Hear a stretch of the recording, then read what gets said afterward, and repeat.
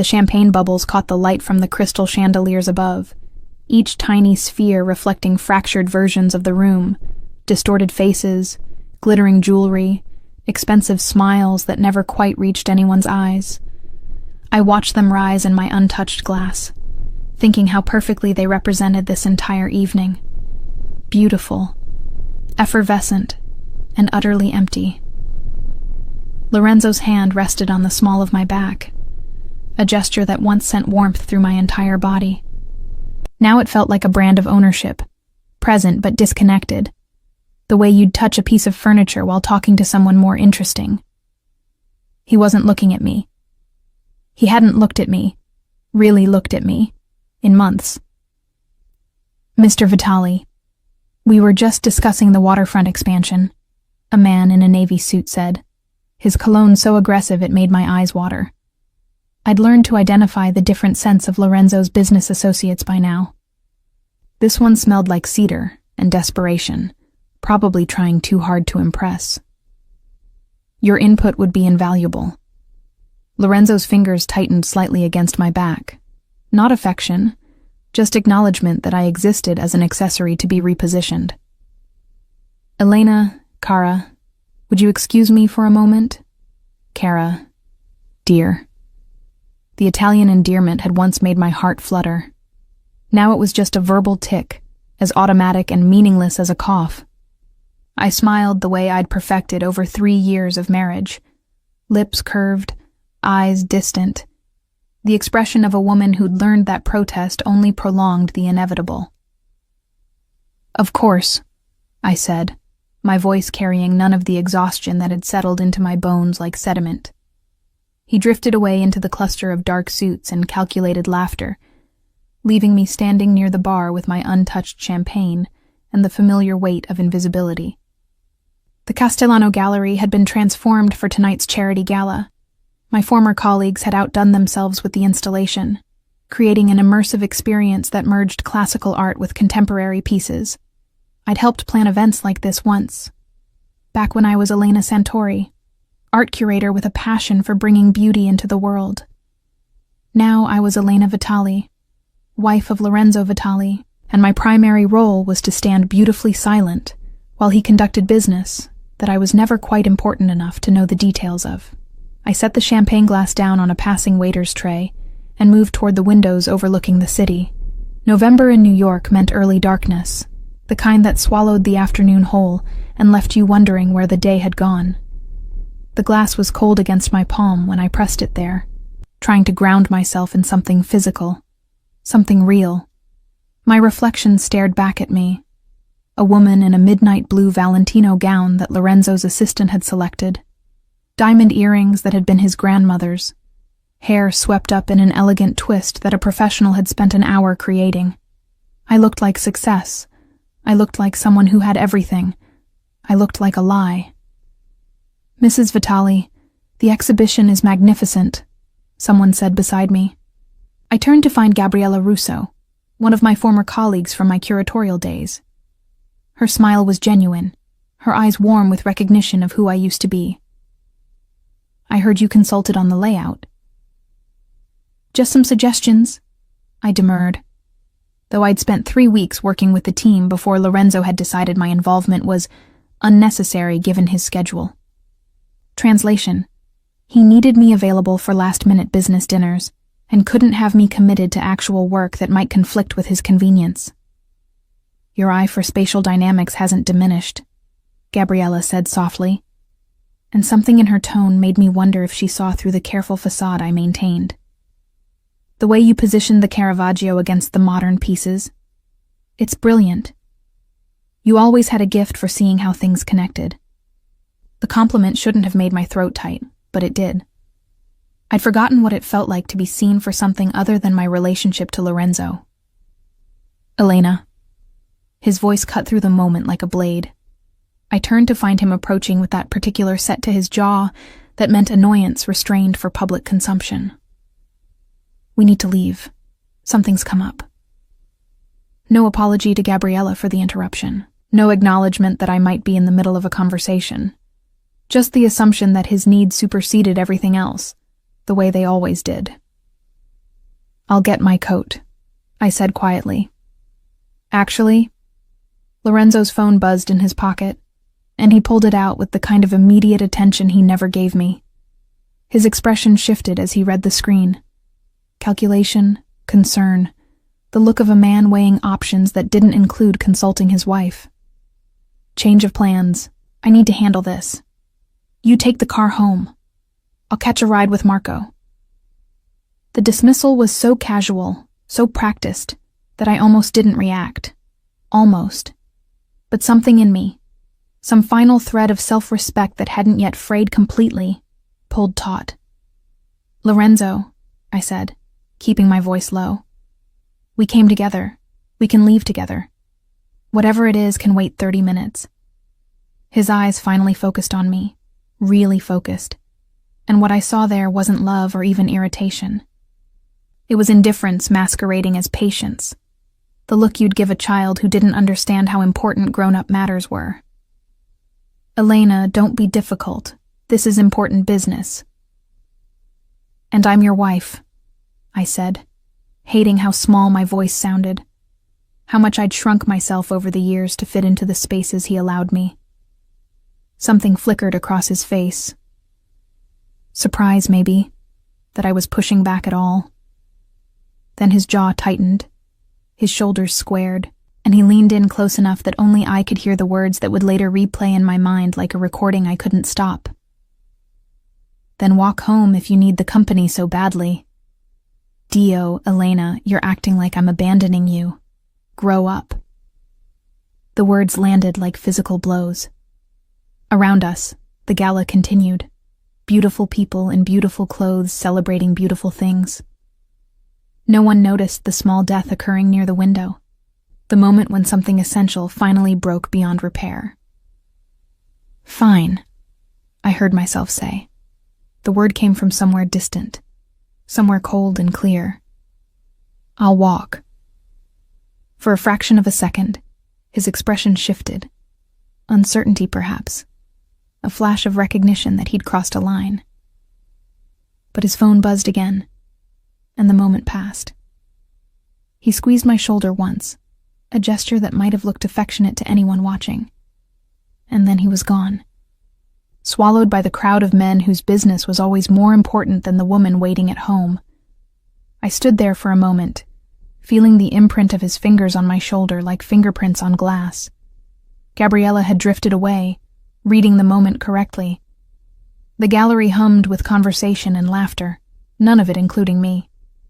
I retrieved my coat from the check, a Burberry trench that Lorenzo had bought for my birthday last year, back when gifts could still sometimes feel like affection instead of appeasement. The November air hit me like a judgment when I stepped outside, cold and sharp and unforgiving. The gallery was in Chelsea. My apartment, our apartment, was in Tribeca. Approximately 2 miles through Manhattan streets that were busy enough to feel safe, empty enough to feel abandoned. I'd walked further before. I'd walked through worse weather. What I hadn't done was walk away from my marriage with such absolute clarity of purpose.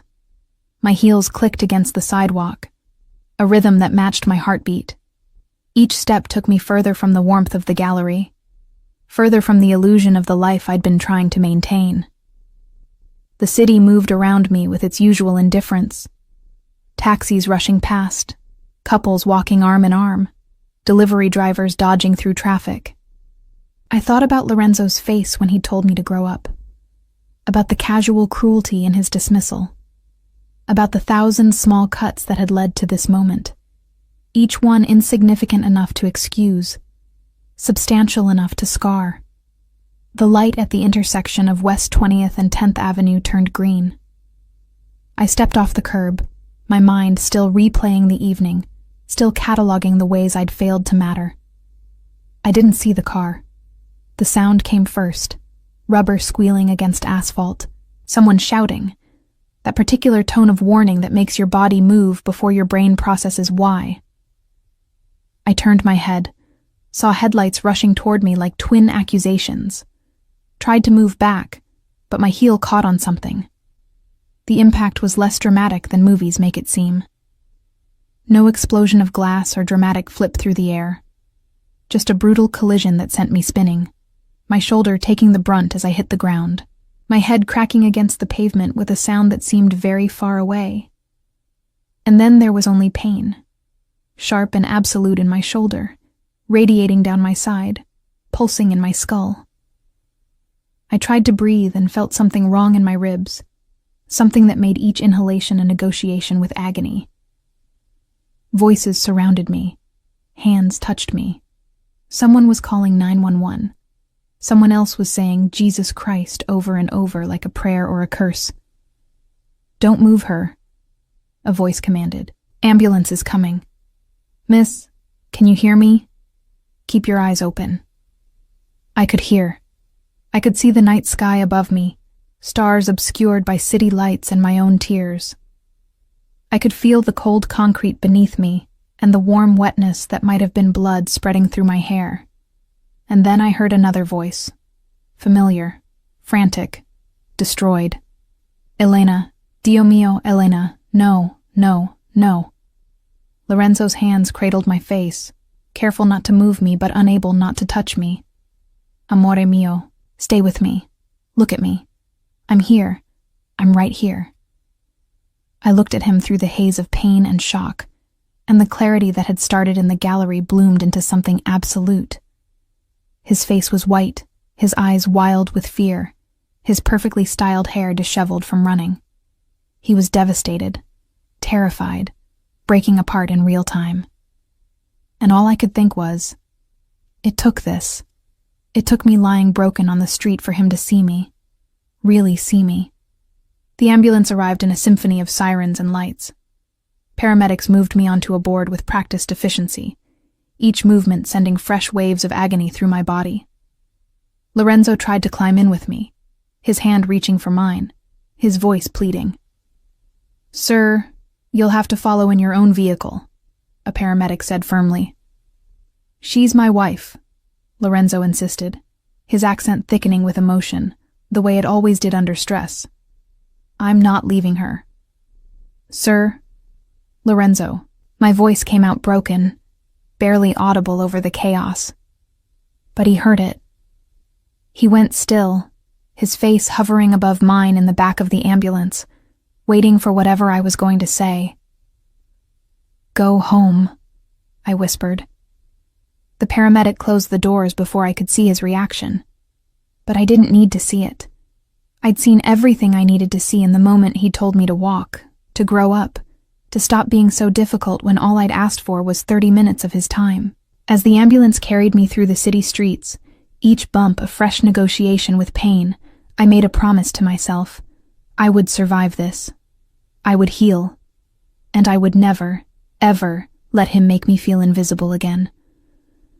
The hospital lights were different from the gallery chandeliers, fluorescent and unforgiving, casting everything in the harsh clarity of truth.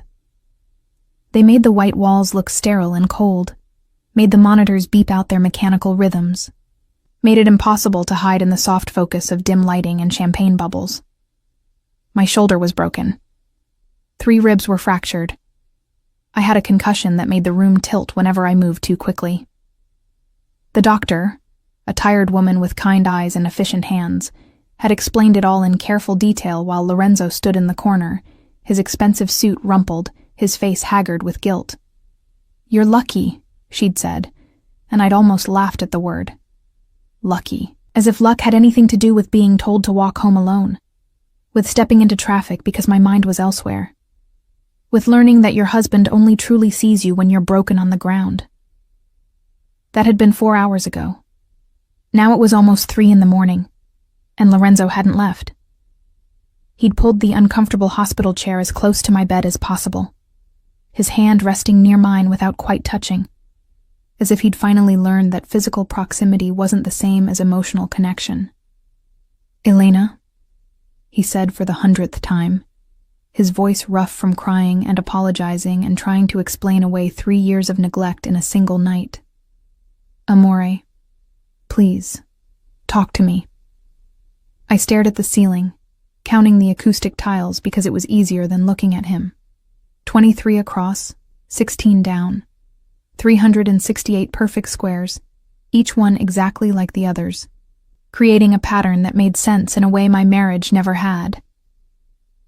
"The doctor said I can go home tomorrow," I said finally, my voice flat and distant. "If there are no complications." "Our home," he said quickly, leaning forward in the chair. "You'll come home and I'll take care of you. I'll work from the apartment. You're home," I corrected gently. "I'll be staying somewhere else during recovery." The silence that followed was so complete I could hear the nurses stationed down the hall, could hear the elevator dinging, could hear Lorenzo's sharp intake of breath that sounded like a wound. "What are you saying?" His hand finally moved to touch mine, and I pulled away before he could make contact. The movement sent pain shooting through my shoulder, but it was worth it to see him finally understand what rejection felt like. "I'm saying," I spoke slowly, carefully, each word chosen with the precision I used to use when curating an exhibition, "that I need space, that I need time, that I need to not be in a place where every room reminds me of how invisible I've become." "You're not invisible," he protested, standing now, pacing in the small space like a caged animal. "Dio mio, Elena, you're everything. You're my wife. I'm the woman you told to walk home alone at midnight in Manhattan." The words came out sharper than I intended, edged with all the pain that had nothing to do with broken bones. "I'm the woman whose company was so worthless to you that you literally suggested I trek 2 miles through the city rather than spend 30 minutes in a car with me." He stopped pacing, his back to me, his shoulders hunched in a way I'd never seen before. Lorenzo Vitali, who moved through the world with the confidence of a man who always knew he was the most dangerous person in any room, suddenly looked small.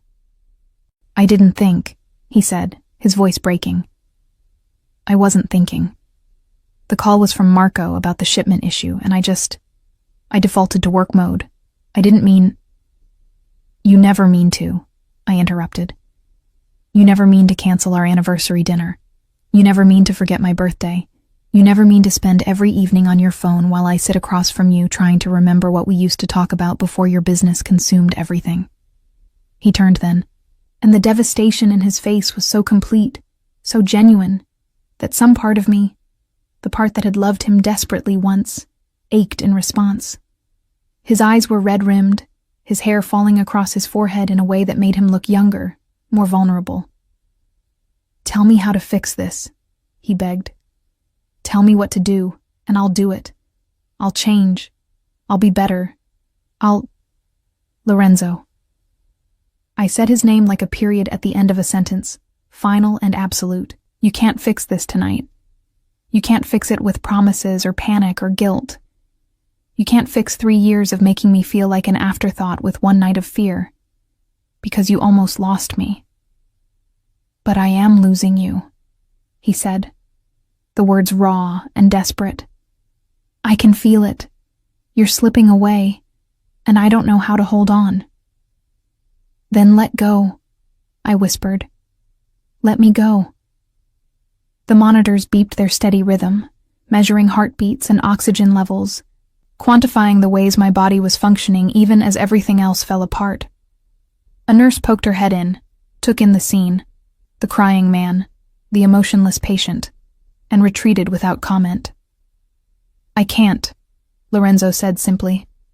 "You're asking me to cut out my own heart." "No," I corrected, turning my head to finally look at him directly, ignoring the way the movement made the room spin. "I'm asking you to understand that you already did that to me. Slowly. Over 3 years of being second place to business calls and late-night meetings and associates who always seemed more important than the woman who promised to love you forever." He moved toward me then, dropping to his knees beside the bed in a gesture so Italian, so dramatic, so quintessentially Lorenzo that I almost smiled. "Almost. I love you," he said, his hand hovering over mine, not quite touching, finally learning the lesson of unwanted contact. I've loved you since the moment you walked into that gallery opening wearing that ridiculous purple dress and told me my tie was an insult to color theory. I remembered that night. 4 years ago, when I was still Elena Santori, confident and sharp-tongued, unafraid to tell a handsome stranger that his fashion choices were questionable. He'd laughed, charmed by my boldness, and asked me to help him pick out a better one. We'd spent 3 hours in that gallery, arguing about art and aesthetics and the nature of beauty, and by the end, I was half in love with his sharp mind and crooked smile. That Lorenzo felt like a ghost now, a memory of a man who'd been swallowed by the weight of his business, his obligations, his empire. I loved you too, I said quietly. Past tense, past life, past version of us that doesn't exist anymore. Then we'll find it again, he insisted, his voice thick with determination. We'll go back to that gallery. Start over. Rebuild. You can't rebuild on a broken foundation, Lorenzo. You taught me that. Remember? When you bought that warehouse in Red Hook and had to completely tear it down because the structure was compromised? You said trying to fix it would cost more than starting fresh. He flinched at his own words being used against him. This is different. This is us. This is exactly the same, I said, exhaustion finally winning over the adrenaline that had kept me upright through this conversation. Our foundation is compromised, and I need to figure out if I have the strength to start fresh. The door opened again, and this time the nurse was insistent. Mr. Vitali, I'm going to have to ask you to leave. Mrs. Vitali needs rest, and visiting hours ended 3 hours ago. We made an exception given the circumstances, but 5 more minutes, Lorenzo pleaded, looking at the nurse with desperation that would have been compelling if I hadn't seen him use the same intensity to negotiate business deals. Sir, it's fine, I interrupted. He can go. I'm tired anyway. Lorenzo stood slowly, like an old man, like someone who'd aged decades in a single night.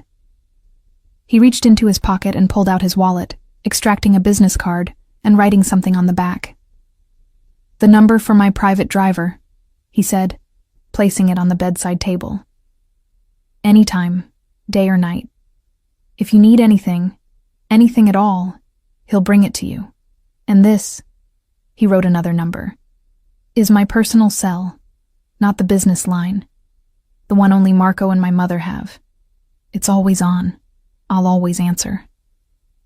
I didn't pick up the card, didn't acknowledge the gesture, just stared at the ceiling tiles and counted squares until I heard his footsteps retreating, until I heard the door close softly behind him.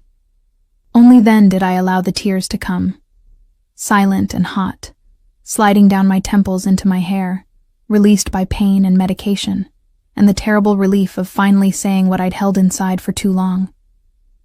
The next morning brought paperwork and discharge instructions, and a prescription for pain medication that would make the next few weeks bearable. It also brought my phone, which had been recovered from the accident scene and was now full of missed calls and messages. 47 from Lorenzo, 15 from Marco, his right-hand man, 8 from his mother, Katerina, and 1 from a number I hadn't seen in months.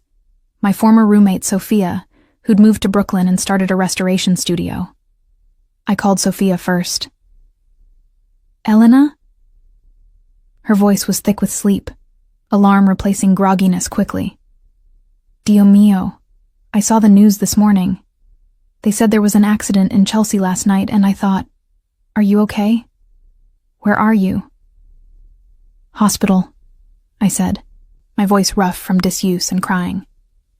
But I'm being discharged today. Sophia, I need a favor. Anything, name it. Do you still have that spare room above your studio? The one you were going to rent out? Silence. Then carefully. Yes, but Elena, shouldn't you be going home? Lorenzo must be. I can't go back there, I interrupted. Not yet. Maybe not ever. I just need somewhere quiet to heal. somewhere that's mine. Come here, she said immediately, understanding in a way that only old friends could. Come home to us, for however long you need. I closed my eyes, feeling something like hope flickering in the wreckage. Thank you. When the nurse wheeled me out to the hospital entrance, I half expected Lorenzo to be waiting, but he wasn't. Just a black town car with tinted windows and a driver holding a sign with my name. Lorenzo's private driver, the one he'd promised would always be available.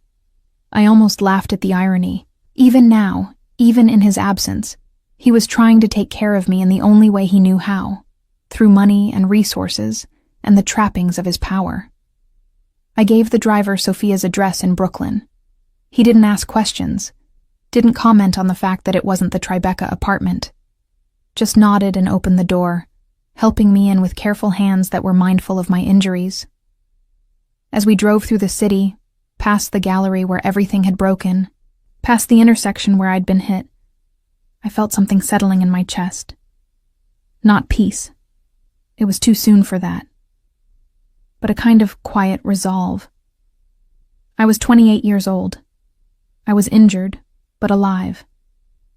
I had friends who loved me, a career I'd abandoned that might still have a place for me, and a husband who'd finally learned, too late, what it felt like to be the one left behind. The driver's phone rang through the car's Bluetooth system. Lorenzo's name flashed on the screen. Sir, the driver answered.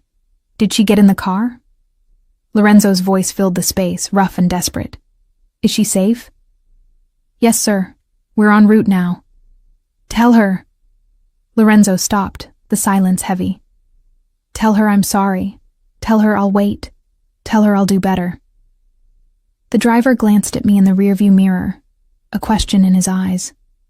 I shook my head once. There was nothing to tell Lorenzo that I hadn't already said. The time for words was past. Now there was only action, consequence, and the long, difficult work of figuring out who Elena Vitali was when she wasn't defined by being Lorenzo's wife. She heard you, sir, the driver said diplomatically. As we crossed into Brooklyn, leaving Manhattan and Lorenzo, and 3 years of slow dissolution behind, I pressed my hand carefully against my broken shoulder and felt, for the first time in years, like I was moving toward something instead of being slowly pulled under. Sophia's restoration studio occupied the ground floor of a converted warehouse in Greenpoint, the kind of Brooklyn neighborhood that had been rough 30 years ago, and was now gentrifying so fast you could watch the change happen in real time. The spare room above it was accessed by an external staircase, wrought iron that rang under my feet as the driver helped me up, each step a negotiation between my injured ribs and my desperate need for independence. The room was exactly what I needed. Small, clean, flooded with northern light from industrial windows that overlooked the East River. A bed, a dresser, a kitchenette that was really just a hot plate and a sink.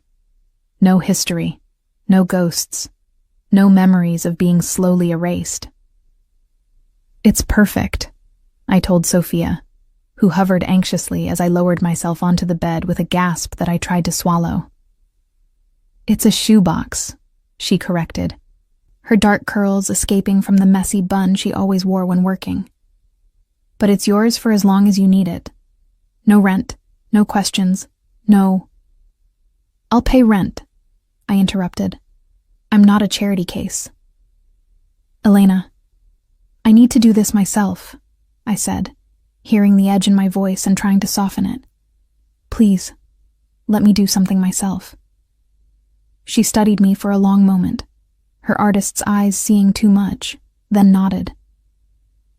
We'll figure it out. For now, rest. I'll bring soup later. After she left, I sat on the edge of the bed and stared at my phone. The messages from Lorenzo had stopped, not because he'd given up, but because he'd switched tactics. Now the messages came from his mother. Elena, figlia mia. Lorenzo told me what happened. I'm lighting candles for your recovery. When you're ready to talk, I'm here. Please don't make hasty decisions while you're in pain. Pain clouds judgment. He's devastated, Elena. I've never seen my son like this, give him a chance to prove he can change. I deleted them all without responding. Katerina Vitali was a force of nature. Warm, fierce, infinitely skilled at emotional manipulation, disguised as maternal concern. She'd welcomed me into the family with genuine joy, had taken me to her favorite trattorias, had taught me to make Lorenzo's favorite pasta from scratch. But her loyalty would always belong to her son first. The pain medication made my thoughts fuzzy, made the afternoon bleed into evening without clear boundaries. I slept fitfully, waking to the sound of boats on the river, to the distant rumble of the subway, to Sophia climbing the stairs with promised soup, and a look that said she wanted to ask 1,000 questions but wouldn't. 3 days passed in that hazy rhythm. Sleep, medication, small movements around the room that left me breathless. Sophia checked on me regularly, but gave me space, understanding what I needed even when I couldn't articulate it myself. On the 4th day, I woke feeling clearer. The pain was still there, but had dulled to something manageable, something that didn't consume all my attention. I showered carefully, avoiding getting the dressing on my shoulder wet, and looked at my reflection in the small mirror above the sink. The woman staring back at me was a stranger, paler, thinner. Purple bruises blooming across her collarbone like grotesque flowers. But her eyes were focused in a way they hadn't been in years. I was sitting by the window, watching tugboats guide a container ship down the river, when the nausea hit. It came in a wave so sudden and absolute that I barely made it to the bathroom before vomiting up the tea and toast Sophia had brought earlier. When it passed, I sat on the cold tile floor, my forehead pressed against the wall, wondering if it was the pain medication or stress or... The thought crystallized slowly, reluctantly, like ice forming on water. When was my last period? I counted back through the haze of hospital days and accident trauma and pre-accident numbness. 6 weeks. Maybe 7. I'd been so consumed with trying to salvage my marriage that I hadn't noticed. I pulled out my phone with shaking hands and ordered a pregnancy test from a pharmacy that promised delivery within an hour. Then I sat on the bathroom floor and cried, not from pain or fear or grief, but from the sheer cosmic irony of it all. The universe had a wicked sense of timing. The test was positive. Both tests. All 3 tests I'd had them send because I couldn't believe it the first time, the second time, even the 3rd time when the lines appeared with damning clarity. I was pregnant with Lorenzo Vitali's child. I'd spent 3 years trying to get pregnant, back when I still believed a baby might bring us closer, might remind Lorenzo of why he'd fallen in love with me. We'd stopped trying about a year ago, not because we'd officially decided to, but because intimate moments had become so rare that prevention seemed unnecessary. And now, when I'd finally found the courage to leave, to draw a line in the sand and say enough. Now, when I was sitting in a spare room above a restoration studio, counting bruises and broken bones and trying to figure out who I was without him. Now there was a cluster of cells dividing inside me, oblivious to the wreckage of my marriage, to the impossibility of its timing, to the way it changed everything and nothing simultaneously. I called Lorenzo, not because I wanted to, but because he deserved to know, and because putting it off would only make it harder. He answered before the first ring finished. Elena. Dio mio. Elena. Are you okay? Are you hurt? Do you need... I'm pregnant, I said, cutting through his panic. The words landed in the silence like stones dropped in still water. I heard his breath catch, heard the rustle of fabric as he moved, sitting down probably, or standing up, something physical to anchor himself. When he spoke again, his voice was raw with emotion. I couldn't quite parse. Pregnant. I'm pregnant, I repeated. About 7 weeks, I think. I took 3 tests. They're all positive. Are you... He stopped, started again. How are you feeling? Is the baby okay? The accident, did the doctors— I didn't know when I was in the hospital, I said, but I'll make an appointment. Get checked. Make sure everything's fine. I'll come with you, he said immediately. To the appointment. I'll cancel everything. Lorenzo.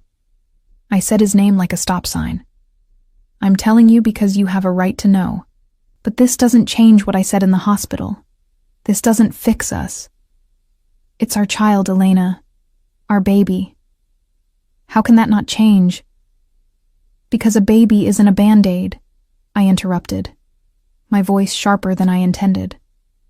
A baby isn't a solution to a broken marriage. It's a human being who deserves parents who can coexist in the same room without one of them feeling invisible. You were never invisible, he protested, but his voice lacked conviction now. We both knew it was a lie. I'm keeping the baby, I said, needing to establish this before he could make it into a negotiation. And you can be as involved as you want to be, as a father. But Lorenzo, listen to me carefully. I will let you be a father to this child. I will never let you be my husband again. The silence stretched so long I thought the call had dropped. Then, never, I confirmed, and saying it felt like releasing something I'd been holding too tightly for too long. We're done, Lorenzo. The marriage is over. But we're going to be parents, and we're going to have to figure out how to do that without being together. I can't accept that, he said, but there was desperation rather than authority in his tone. I won't. Elena, I love you. I've always loved you. I got lost. I let the business consume me. I forgot what mattered most. But I'm remembering now. I'm changing. You're changing because you're scared, I interrupted. You're changing because I left, because I almost died, because suddenly I'm not a guarantee anymore. But Lorenzo, real change doesn't happen in crisis. Real change happens in the boring moments. In the Tuesday evenings and the lazy Sunday mornings and all the unremarkable days when there's no drama to force your attention. Then give me those days, he begged. Give me a chance to prove it. Move back home. Let me take care of you during the pregnancy. Let me show you I can be different. I looked out the window at the river, at the city glittering across the water, at the life I was trying to build from the ruins of my marriage. I need to do this on my own first. I need to remember who Elena Santori was before she became Elena Vitali and forgot herself in the process. And the baby. His voice broke on the word. The baby deserves a father who shows up, who doesn't miss appointments because of business calls, who doesn't make promises he can't keep. I paused, then added more gently, I believe you want to be that person, Lorenzo. I really do, but wanting and doing are different things. I'll prove it, he said fiercely. I'll prove I can be that father, that husband, that man you fell in love with. Don't do it for me, I said quietly. Do it for yourself, and for the baby, because I'm already gone, Lorenzo. I left the moment you told me to walk home. I gestured to my bruised body even though he couldn't see it, just made it official. After I hung up, I sat in the growing darkness and placed my hand over my still flat stomach. Inside me, something impossible was forming. A life that would connect me to Lorenzo forever, even as I tried to sever all other ties. The irony wasn't lost on me. I'd spent 3 years trying to create this exact situation, believing a child would fix us, would remind him to love me. And now that it had finally happened, I knew with absolute certainty that a baby wouldn't save our marriage. But maybe, it would force Lorenzo to finally become the person he'd always claimed to be. And maybe it would force me to become the person I'd forgotten how to be. A woman who knew her own worth, who wouldn't settle for crumbs of attention, who could stand on her own 2 feet even when those feet were unsteady with injury and pregnancy. My phone buzzed with a text from Sophia. Coming up with dinner. No nausea-inducing smells. I promise. I smiled despite everything. This was what I needed. Friends who knew me, who had known me before Lorenzo, who remembered Elena Santori, the art curator with strong opinions and stronger boundaries. That woman had gotten lost somewhere in 3 years of trying to make herself smaller, quieter, more convenient. But she was still there, underneath the bruises and broken bones and complicated pregnancy. And I was going to find her again. Even if it meant walking through the darkness alone, I was finally moving toward my own light. The first ultrasound appointment was scheduled for a cold December morning, exactly 2 weeks after I'd taken those 3 damning pregnancy tests. I'd agonized over whether to tell Lorenzo the date and time, finally deciding that despite everything, he deserved to be there for this. He arrived at the clinic 15 minutes early. I knew because I watched from the window of the waiting room as his car pulled up. Not the usual Blacktown car, but a silver SUV that looked practical and normal and utterly unlike him. He emerged wearing jeans and a sweater instead of his usual suits, looking somehow both less intimidating and more vulnerable. When he walked into the waiting room and saw me, everything in his face rearranged itself around relief and longing and careful restraint. He'd learned, in these 2 weeks of me not answering most of his calls, that overwhelming me with emotion only pushed me further away. "Elena," he said softly, sitting in the chair beside me but leaving space between us. "Thank you for letting me come." "It's your baby too," I replied, keeping my voice neutral. I'd practiced this, the tone that was neither warm nor cold, that established boundaries without being cruel. "How are you feeling? The nausea, is it—" "Manageable," I interrupted. "Sophia's been making me ginger tea. It helps." The mention of Sophia made his jaw tighten slightly. Not anger, but the recognition that someone else was taking care of me, filling the role he'd abdicated. But he didn't comment, didn't try to insert himself. Just nodded and looked down at his hands. We sat in silence until the nurse called my name.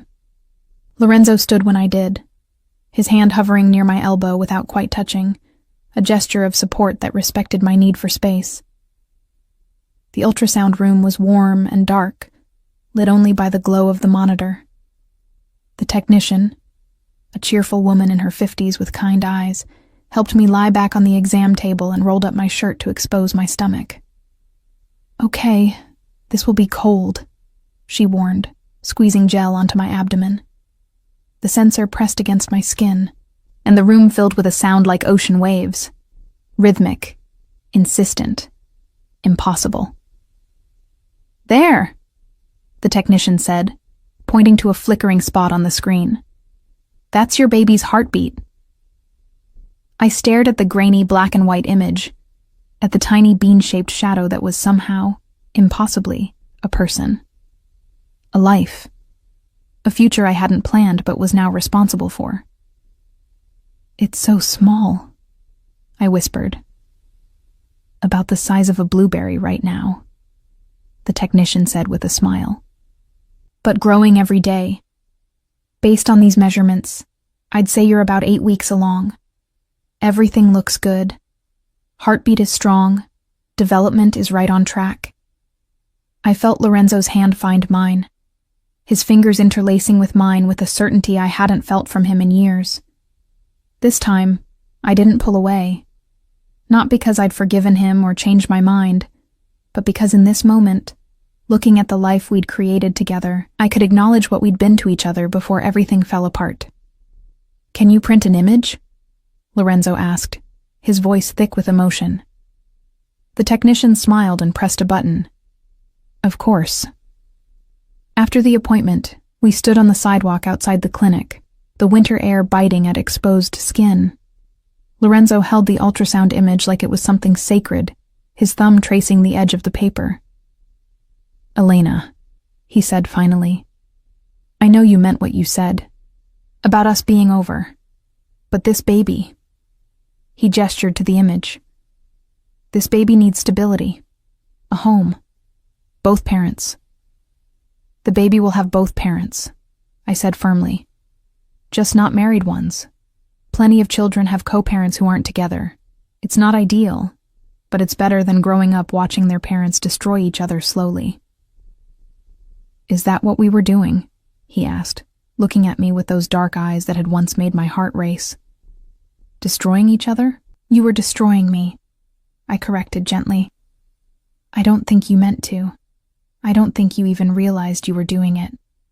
But Lorenzo, every time you chose a phone call over a conversation, every time you canceled plans for business, every time you made me feel like I was competing for last place in your priority list, it was another small death.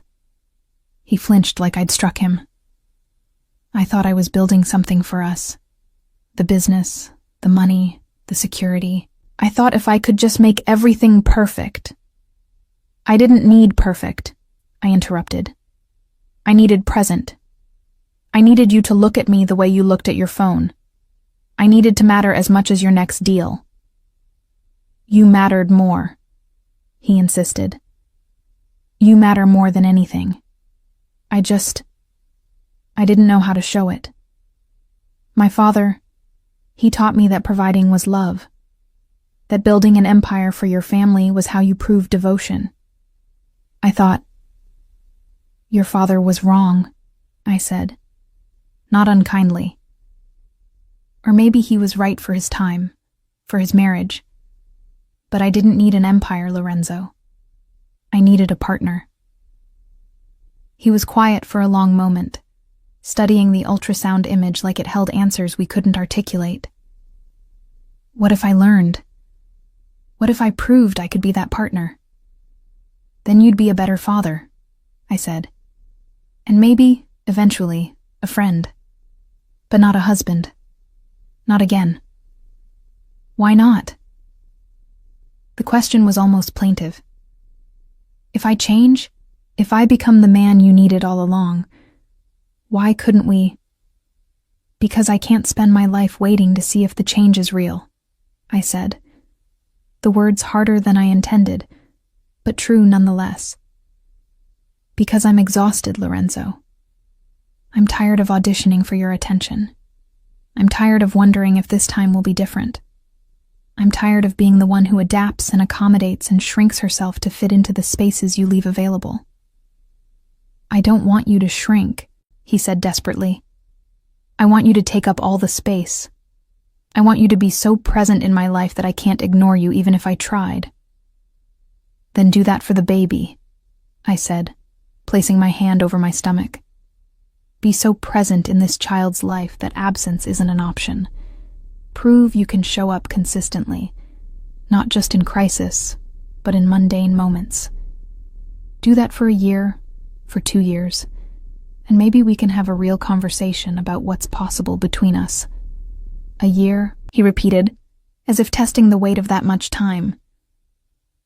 You want me to wait a year before we even discuss reconciliation? I want you to stop thinking about reconciliation, I corrected. I want you to think about being a father, about showing up for doctor's appointments and helping pick out cribs and learning how to change diapers. I want you to prove that when this baby cries at 3 a.m., you'll be there, not sending your driver, not having your assistant handle it, but actually physically present.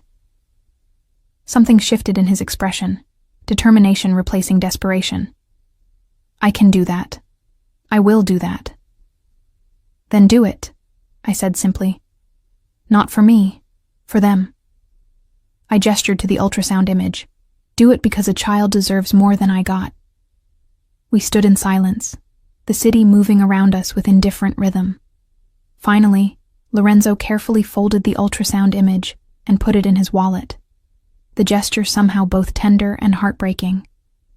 Can I at least help financially? He asked. The medical expenses, the apartment. Sophia's place is too small for you and a baby. Let me find you somewhere better, somewhere safe. I'm not taking your money, Lorenzo. It's not my money, he countered. It's our child's future. Let me provide that much. Please.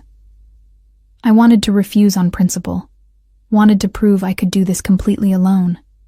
But practicality warred with pride, and practicality won. Fine. Medical expenses only. And Lorenzo... I paused, making sure he was really hearing me.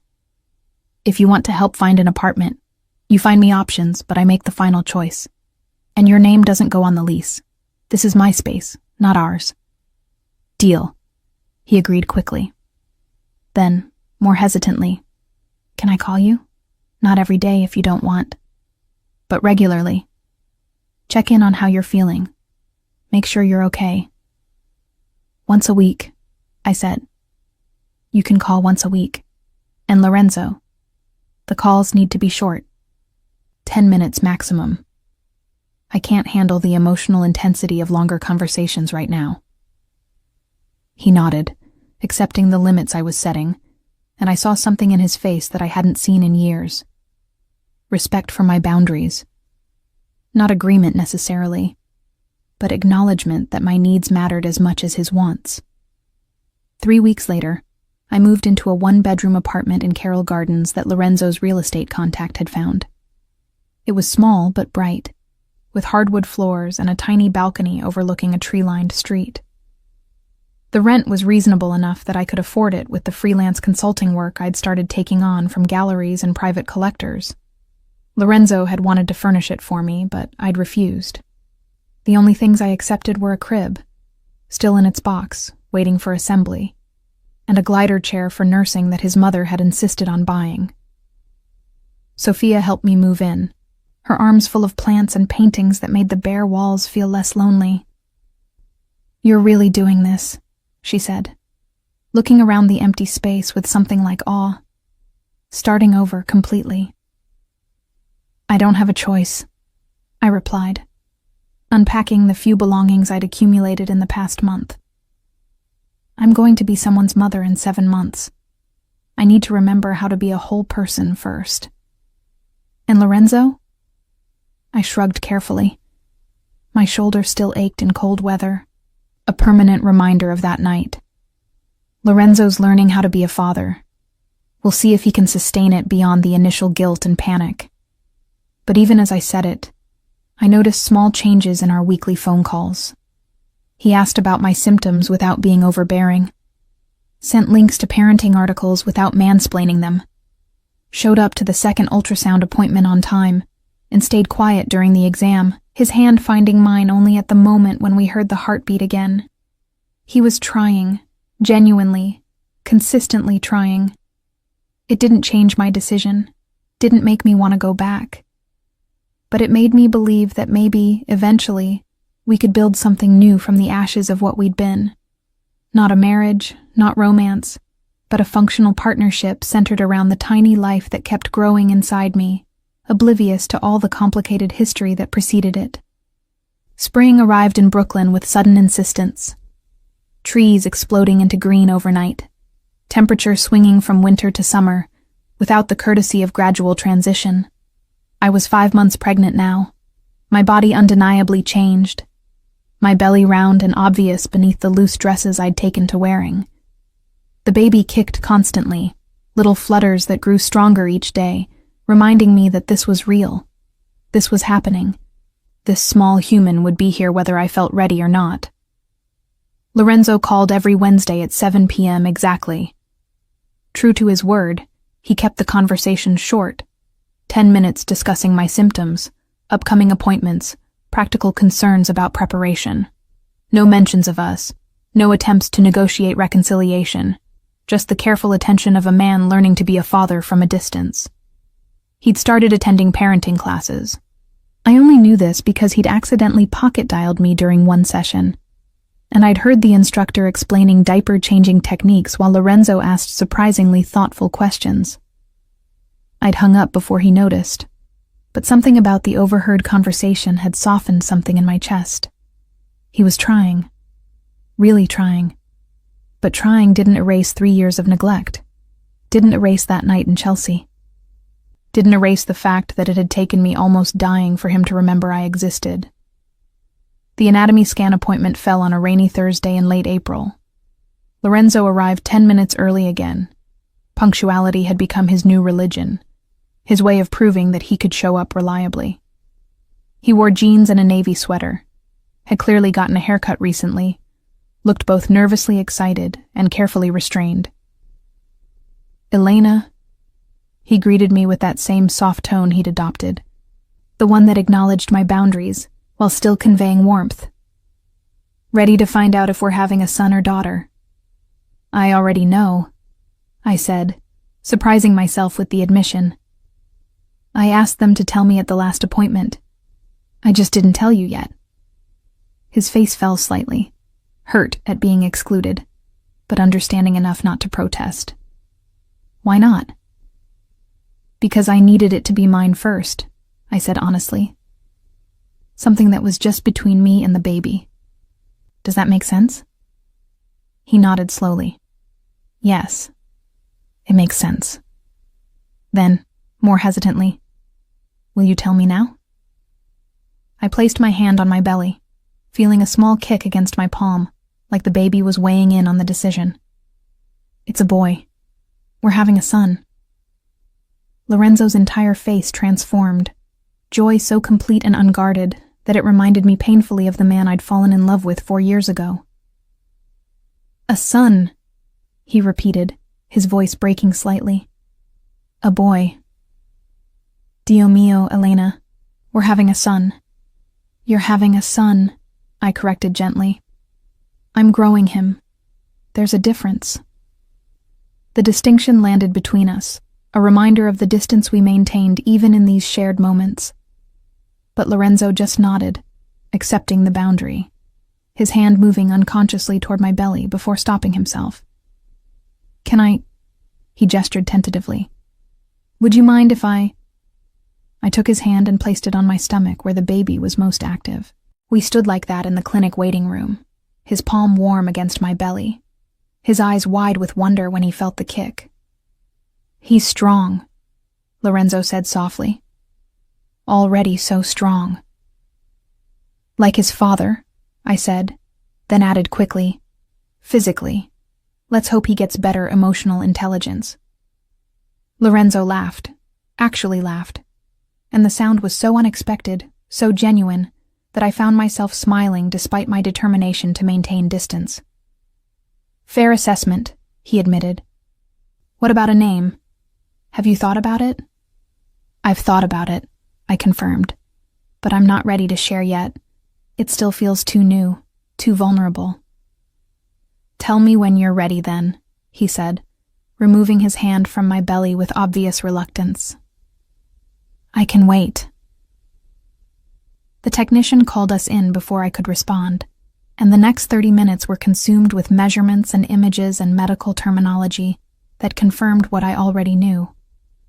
The baby was healthy, developing perfectly, blissfully unaware of the complicated circumstances of his conception and impending birth.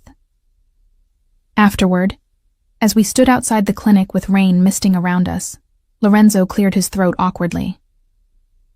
"I've been working with a family lawyer. Drawing up a custody agreement. Financial support arrangements.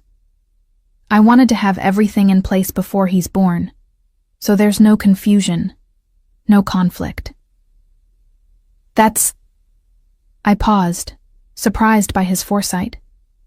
"That's very practical. Thank you."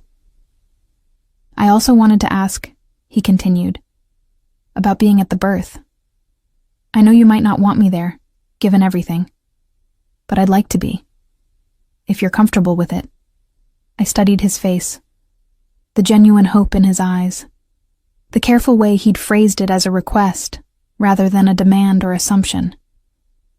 This was the Lorenzo I'd needed 3 years ago, considerate, present, aware that his wants didn't automatically supersede mine. "I'll think about it," I said finally. "Ask me again at 8 months. I'll have a better sense of what I need by then." He nodded, respecting the non-answer. "The apartment," he said, shifting topics. "Is it working out? Do you need anything?" "It's good," I confirmed. "Sophia helped me paint the nursery last week. Soft gray with white trim. The crib is finally assembled. I could have done that, he said quickly, if you'd asked. I know how to use tools. I know you do, I replied. But I needed to do it myself. Well, Sophia and I did it together. It took 3 hours and a lot of cursing, but we managed. Something flickered across his face. Not quite jealousy, but close. The recognition that other people were filling roles he'd once occupied. Elena, He stopped, started again. I'm trying very hard to give you space, to respect your boundaries. But it's killing me, knowing you're doing all this alone, knowing I should be there. You weren't there before, I said, not cruelly but factually. When I needed you to care about the mundane daily things that make up a life. You were always somewhere else, always distracted. Why should now be different? Because now I understand what I lost, he said, his voice raw. I understand that those mundane moments were everything, that coming home to you was the best part of my day, and I was too stupid to realize it. That talking about nothing while cooking dinner together was worth more than any business deal. Lorenzo? I know, he interrupted. I know it's too late. I know I don't get to have those moments back. But Elena, please, let me have the new moments. Let me be there for this.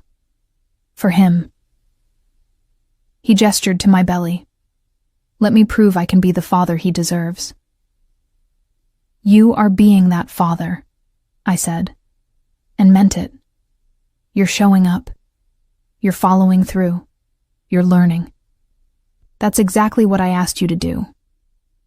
But I want more, he admitted. I want to come home to you at the end of the day. I want to feel him kick at 3 a.m. I want to paint nurseries and assemble cribs and argue about names. I want... He stopped, recognizing he was pushing too hard. I'm sorry. I said I'd respect your boundaries, and here I am trampling them. No, I said quietly. You're being honest. That's not trampling. That's just painful. For both of us. We stood in silence, rain falling harder now, turning the spring afternoon gray and cold. Finally, Lorenzo pulled his keys from his pocket. My car's just around the corner. Let me drive you home. I can take the subway. Elena, per favore. It's raining. You're pregnant, and you're still recovering from being hit by a car 6 months ago. Let me do this one thing. I wanted to refuse on principle, but my shoulder ached in the damp weather, my feet were swollen, and the walk to the subway suddenly felt insurmountable. Okay, I agreed. Thank you. The drive to Carroll Gardens was quiet, punctuated only by the steady rhythm of windshield wipers. When Lorenzo pulled up in front of my building, he put the car in park, but didn't move to let me out. I'm getting married, he said suddenly, the words landing like grenades in the enclosed space. I turned to stare at him, certain I'd misheard. What? Not. Dio, that came out wrong. He ran both hands through his hair, looking more distressed than I'd seen him since the hospital. I'm not getting married. I meant, I've been thinking about marriage, about what it means, about how badly I failed at being a husband to you. Lorenzo, let me finish, he said urgently. Please, I've been reading about relationships, about emotional labor and partnership and all the things I somehow never learned growing up with a father who showed love through providing and never through presence. And I've realized... He turned to look at me directly. I've realized that I married you without understanding what marriage meant beyond the ceremony and the ring. I thought it was about grand gestures and financial security. I thought being a good husband meant building an empire for you to live in. It wasn't, I said softly. It wasn't, he agreed. It was about coming home, about being present, about choosing you every day in small ways, instead of occasionally in big ones. And I failed. I failed so completely that I almost killed you through sheer negligence. The car that hit me wasn't your fault, I said. though we both knew that wasn't quite true. The car was chance, he countered. But you walking alone through Manhattan at midnight because I couldn't be bothered to spend 30 minutes with you, that was my fault. That will always be my fault. I didn't argue because there was no argument to make. He was right. I'm not asking you to forgive me, he continued. I'm not asking you to take me back. I'm telling you that I understand now. And if I could go back, if I could do it differently. His voice broke. Madonna mia, if I could do it differently. We can't go back, I said. We can only move forward. Then let me move forward as your partner in this, he said, as the father of your son, as someone who will never again make you feel invisible. You already are doing that, I reminded him. You're showing up, Lorenzo. That's what I asked for. It's not enough, he said. It will never be enough to make up for what I did, but it's a start. I placed my hand on the door handle, ready to escape the emotional intensity of the car, the conversation, the man beside me who was finally being who I'd always needed him to be. Too late. Always too late. Lorenzo, I said before getting out. Thank you for today, for being here, for... I gestured vaguely, encompassing the appointment, the drive, the raw honesty. For all of it. Every Wednesday, he said firmly. Every appointment, every moment you'll let me be part of. I'll be there, Elena. I promise. I nodded once and stepped out into the rain, feeling his eyes on me as I climbed the steps to my building. When I reached the door and looked back, he was still there, parked at the curb, watching to make sure I got inside safely. It was such a small thing, such a mundane gesture of care. And yet it was exactly what I'd needed 3 years ago. The irony tasted bitter on my tongue as I climbed the stairs to my apartment, one hand on my belly, feeling our son move beneath my palm. Proof that sometimes the thing you wanted most arrives at the moment you've finally learned to stop wanting it. Labor started at 2:17 a.m. on a humid July night, 3 days before my due date. I woke to a contraction that felt like someone had wrapped a steel band around my middle and was systematically tightening it. Then another, building in intensity with terrifying speed. I'd been planning to labor at home for as long as possible, managing through the early stages before heading to the hospital. But my body had other plans, the contractions coming hard and fast with only minutes between them. I called Lorenzo because he'd asked me to, because he'd made me promise during one of our Wednesday calls that I would reach out when labor started regardless of the hour. The phone rang twice before he answered, his voice rough with sleep. Elena, is it... It's time, I said, trying to keep my voice steady through another contraction. I'm calling an Uber to the hospital. I just wanted you to know. No Uber, he said, and I heard rustling, rapid movement, the jingle of keys. I'm already in my car. I'll be there in 15 minutes. Less. Don't move. Don't leave without me. Lorenzo, I can... Please, he interrupted, his voice raw with something between panic and pleading. Let me do this. Let me be there from the beginning.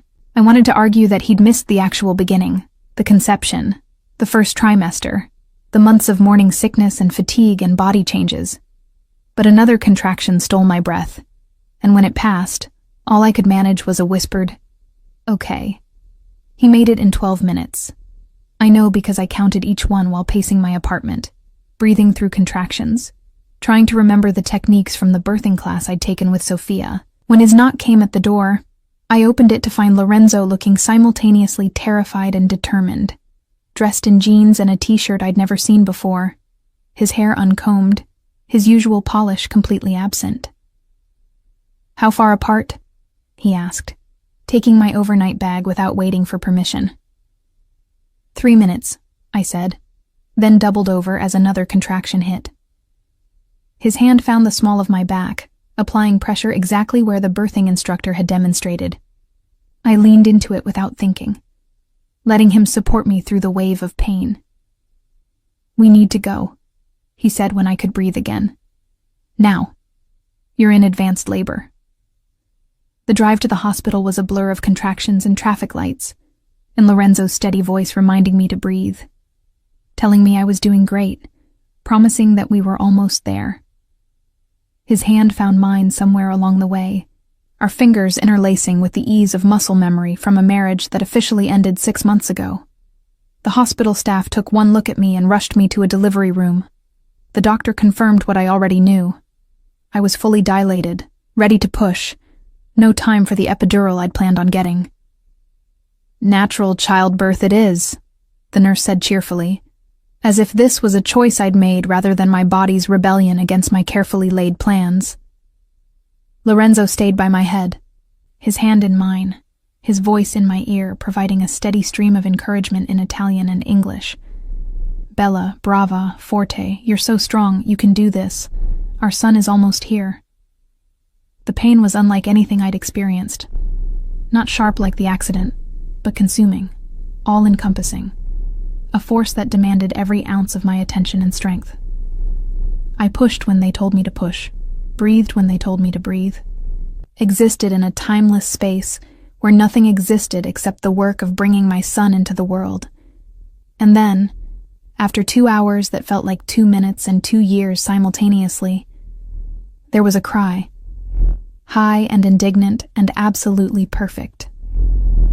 "It's a boy," the doctor announced, as if we hadn't known, and placed him on my chest, this small red-faced creature who was mine, ours, more real than anything I'd ever held. I looked down at him through tears I hadn't realized I was crying, at his perfect tiny fingers and nose and mouth. "Hi," I whispered. "Hi, baby. I'm your mama." Beside me, Lorenzo made a sound that might have been a sob or a laugh or both. His hand came to rest on our son's back, so gentle, so reverent, as if afraid he might break this perfect thing we'd made. "He's beautiful," Lorenzo breathed. "Elena, he's perfect." "He is," I agreed, unable to look away from my son's face. The nurses took him briefly for measurements and tests, returning him wrapped in a blue and white striped blanket, a tiny hat covering his dark hair. 8 pounds, 2 ounces, they reported. 21 inches. Perfect APGAR scores. This is one healthy baby. "Do we have a name?" the nurse asked, pen poised over paperwork. I looked at Lorenzo, seeing the hope and question in his eyes. We'd never discussed this. I told him weeks ago that I was keeping the name private, that it was mine to hold until the baby arrived. "Matteo," I said softly. "Matteo James Vitali." Lorenzo's eyes widened. "James, that's your father's name." I nodded. "And Matteo because it means gift of God, which he is, despite everything, despite all the ways his arrival was unexpected and complicated. He's still a gift." "It's perfect," Lorenzo said, his voice thick with emotion. "He's perfect. You're—" He stopped, seeming to realize he was about to cross a line. "You did so well, Elena. You were incredible." The next few hours passed in a haze of exhaustion and awe. Nurses came and went, checking vitals, teaching me about breastfeeding, explaining postpartum care. Lorenzo stayed the entire time, making himself useful in small ways, adjusting pillows, fetching water, holding Matteo while I used the bathroom on wobbly legs. He'd changed, I realized, watching him cradle our son with unexpected competence. The man who'd once been too important to take my call was now sitting in an uncomfortable hospital chair, cooing at our baby in melodic Italian, completely absorbed in this tiny person who didn't care about business empires or power dynamics. "He has your eyes," I observed, watching Matteo blink up at Lorenzo with unfocused newborn awareness. "And your nose," Lorenzo countered. "And hopefully your kindness, your patience, your strength." Lorenzo. I know, he said quickly. I know you don't want to hear this. But Elena, watching you bring him into the world, seeing the way you look at him. He paused, seeming to struggle for words. I understand now why you couldn't come back, why the marriage couldn't survive.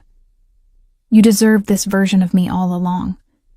The one who shows up, who stays, who thinks you're the most important person in the room. You're being this version for him, I said, nodding toward Matteo.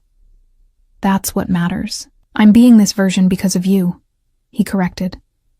Because you taught me what it costs when I'm not. Because you loved me enough to leave when I wasn't being the man I should have been. I didn't know how to respond to that. Didn't know if it was possible to separate the man he was becoming from the wreckage of what we'd been. Sophia arrived around noon, bursting into the room with flowers and tears and exclamations in rapid Italian that made Lorenzo laugh.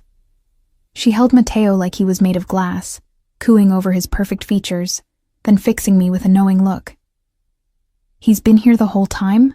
She asked in English, nodding toward Lorenzo. He was here for the birth, I confirmed. He's been helpful. Sophia studied Lorenzo with the assessing eye of a protective best friend. See that you continue being helpful. Midnight diaper changes, 3 a.m. feedings, all of it. I will, Lorenzo promised. Whatever Elena needs, whatever Matteo needs. Not just when it's convenient, Sophia pressed. Not just until the novelty wears off. Children need consistent presence, not dramatic gestures. I understand, Lorenzo said seriously. I'm not going anywhere. After Sophia left, promising to bring proper Italian food later because hospital food is an insult, Lorenzo and I sat in quiet companionship, taking turns holding Matteo, marveling at how something so small could so completely rearrange the universe. I should go, Lorenzo said eventually, reluctance clear in his voice. Let you rest. I'll come back this evening? Actually, I said, surprising myself. Could you stay a little longer, just until he falls asleep? He seems calmer when you hold him. Lorenzo's face transformed with joy so complete, it was almost painful to witness. I'd love to. Yes, of course. He settled back into the chair, Matteo cradled against his chest, and started singing softly in Italian. A lullaby I dimly remembered him mentioning once, something his mother used to sing. His voice was surprisingly good, melodic and gentle, and I watched our son's eyes gradually close, his tiny face relaxing into sleep against his father's heartbeat. I must have dozed off because I woke to find the room dim, late afternoon sun filtering through partially closed blinds. Lorenzo was still there, still holding Matteo, now talking quietly on his phone in Italian. Something about rescheduling meetings, working remotely, family priorities. When he noticed I was awake, he ended the call quickly. Sorry, I tried to be quiet. It's okay, I said, stretching carefully, feeling the soreness of childbirth in every muscle. What were you telling them? That I'll be working from home for the next 2 weeks, he said. That all meetings need to be rescheduled or conducted virtually. That my son was just born, and he's my priority right now. Lorenzo, you don't have to. Yes, I do, he interrupted firmly. Not because you're asking, because this is what fathers do. They show up. They prioritize. They make it clear that nothing is more important than their family. We're not... I stopped, correcting myself. You and I aren't a family anymore. Not in that way. No, he agreed. But Matteo and I are family. And you and Matteo are family. And that makes us... He paused, searching for the right word. Connected. Permanently and irrevocably connected. It wasn't the declaration of love I might have wanted years ago. It wasn't a promise of reconciliation or renewed romance. But it was something perhaps more valuable.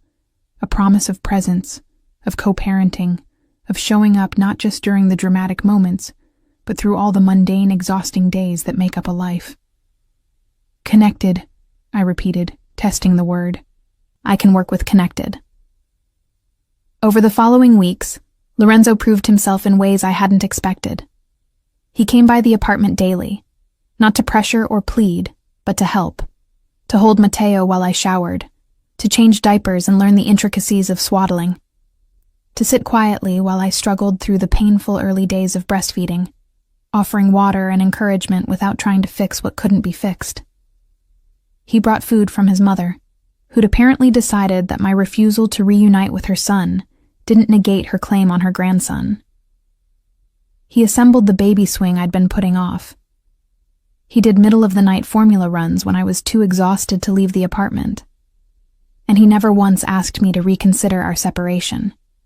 6 weeks postpartum, sitting on my couch while Matteo slept in his bassinet, I finally addressed the elephant that had been living in my apartment since the night he was born. "You've kept your promise," I said, "about showing up, about being present." Lorenzo looked up from his phone where he'd been researching developmental milestones. "Of course, I told you I would." "You did," I acknowledged, "and I appreciate it, more than I can articulate. But Lorenzo, we need to talk about long-term arrangements, custody schedules, your place in Matteo's life as he grows." Something flickered in his eyes. Hope, maybe, quickly suppressed. "What are you suggesting?" "Joint custody," I said. "Equal time, equal input on major decisions. He should know both of us, spend real time with both of us. Not just visits, but actual living time." "And us?" Lorenzo asked quietly. "What about us?" I looked at him sitting in my living room. This man I'd married and left. This man who'd finally learned too late what I'd needed all along. "There is no us," I said gently. "Not romantically, not as a couple. But Lorenzo, there's something else. Something maybe better. I don't understand." "We can be partners," I explained. "Co-parents who respect each other, who communicate well, who put Matteo first. We can be friends eventually if we work at it. We can build something new instead of trying to resuscitate what died." "You're saying it's really over," he said, not as a question but as an acceptance. "That no matter how much I change, no matter how present I am, you'll never—" "I'm saying that I've grieved what we were," I interrupted. "I've mourned it and let it go.